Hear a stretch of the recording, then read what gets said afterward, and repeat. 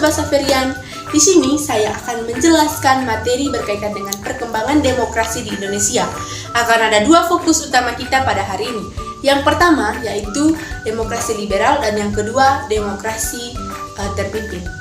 Sejak kemerdekaan tahun 1945, sistem demokrasi di Indonesia mengalami berbagai perubahan. Hal ini itu disebabkan oleh dinamika politik, ekonomi, dan juga sosial yang berkembang dari waktu ke waktu. Nah, di sini saya akan menjelaskan tentang setiap periode demokrasi di Indonesia. Yang pertama yaitu demokrasi liberal pada 17 Agustus 1950 hingga 5 Juli 1959. Latar belakangnya, setelah proklamasi kemerdekaan, Indonesia sempat menggunakan sistem pemerintahan presidensial. Namun pada tahun 1950, Indonesia beralih ke sistem demokrasi parlementer di mana presiden hanya sebagai kepala negara, sedangkan pemerintahan dijalankan oleh seorang perdana menteri yang dimana dipilih oleh parlemen. Nah, ada beberapa ciri-ciri utama sistem parlementer. Yang pertama itu, presiden tidak memiliki kekuasaan penuh dalam pemerintahan. Kekuasaan eksekutif dipegang oleh perdana menteri dan juga kabinetnya. Nah, yang berikut, banyak partai politik. Pada masa ini terdapat lebih dari 20 partai politik yang bersaing dalam pemilu. Pemilu pertama pada tahun 1955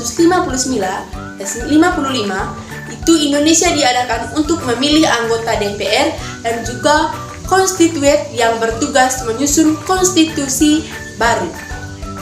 Nah, masalah utamanya yaitu ketidakstabilan politik. Karena banyaknya partai, terjadi pergantian kabinet yang sangat sering terjadi. Dalam 9 tahun terdapat 7 kali pergantian kabinet, sehingga kebijakan pemerintah tidak berjalan dengan baik. Nah, di sini juga ada konflik antara partai, di mana partai-partai politik sering bersaing secara tidak sehat, sehingga sulit untuk mencapai kesepakatan dalam pemerintahan. Adapun kegagalan konstitusi setelah pemilu pada tahun 1955, konstitusi gagal menyusun konstitusi baru yang disepakati semua pihak.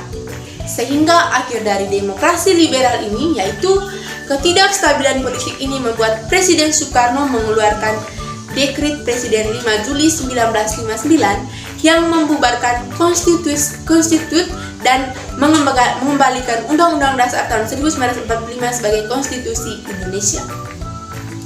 Poin yang kedua, demokrasi terpimpin pada 5 Juli 1959 hingga 1965. Latar belakangnya, setelah mengeluarkan dekret presiden, Soekarno menerapkan sistem demokrasi terpimpin, di mana kekuasaan lebih terpusat pada presiden. Soekarno juga ingin mengurangi peran partai politik dan juga menggantikannya dengan sistem politik yang lebih terkendali.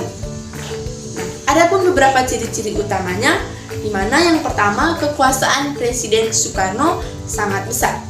Maksudnya, Soekarno tidak hanya menjadi presiden, tetapi juga bertindak sebagai pemimpin politik dan juga ekonomi. Nah, yang berikutnya ada militer dan PKI berpengaruh besar. Nah, Soekarno mendekatkan diri dengan Partai Komunis Indonesia atau PKI, sementara militer juga memiliki peran kuat dalam pemerintahan. Nah, yang berikut, pembubaran DPR hasil pemilu. Jadi Soekarno menggantikan DPR hasil pemilu dengan DPR-GR yang anggotanya ditunjuk langsung olehnya. Yang berikut ada ekonomi dikuasai oleh negara. Maksudnya banyak perusahaan asing dinas ionilisasi tapi pengelolaannya kurang baik sehingga menyebabkan krisis ekonomi. Adapun beberapa masalah utama di mana tidak ada kebebasan berpendapat, yaitu kritik terhadap pemerintah bisa berakibat hukuman yang sangat berat, sehingga memicu konflik politik meningkat, di mana ketegangan antara militer dan juga PKI semakin memuncak. Yang berikut ada krisis ekonomi, di mana inflasi mencapai lebih dari 600%, harga barang melonjak, dan rakyat mengalami kesulitan ekonomi. Nah, akhir demokrasi terpimpin pada 30 September 1965 terjadi peristiwa G30S atau PKI di beberapa jenderal militer dibunuh. Hal ini memicu konflik besar antara militer dan PKI. Akhirnya Soeharto mengambil alih kekuasaan dan Soekarno secara bertahap kehilangan pengaruh.